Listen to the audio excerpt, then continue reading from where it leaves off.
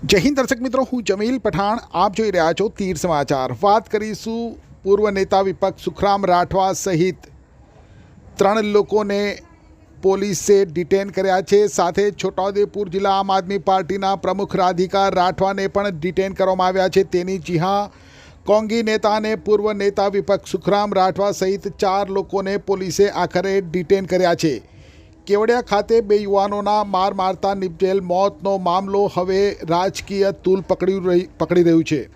આજે ગરુડેશ્વર ખાતે ભોગ બનેલા યુવાનોને શ્રદ્ધાંજલિ આપવાના આમ આદમી પાર્ટીના નેતા ચેતર વસાવાના એલાન બાદ પીડિત પરિવારનો આ કાર્યક્રમમાં હાજર નહીં રહે તેવો વિડીયો વાયરલ થયા બાદ આ મામલામાં એક નવો વળાંક આવ્યો છે અને આજે શ્રદ્ધાંજલિના કાર્યક્રમમાં જતા લોકોને અટકાવવા નર્મદા, છોટાઉદેપુર અને વડોદરા જિલ્લાની સરહદો ઉપર પોલીસનો કાફલો ખડકી દેવાયો છે।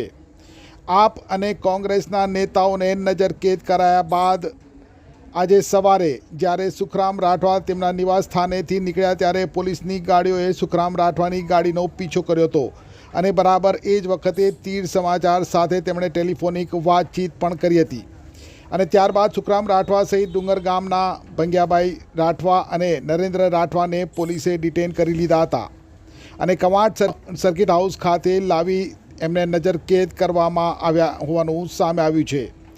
તો વડોદરાથી આવી રહેલ આમ આદમી પાર્ટીના છોટાઉદેપુર જિલ્લા પ્રમુખ રાધિકા રાઠવાને પણ ડભોઈ નજીકથી ડિટેન કરવામાં આવ્યા છે।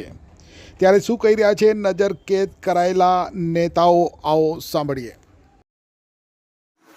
जो हमारे थे बदे मर जाए दाड़ी जवानों ने बराबर मर जाए तो जवानों श्रद्धांजलि આપવાની લાકડું નાખવા જવાનું ધંધો જ મારો છે। કોની સાથે જવાના તમે? સુખરામભાઈ સાથે। સુખરામભાઈ તમારી સાથે? સુખરામભાઈ આવશે ખરા? આવશે ને।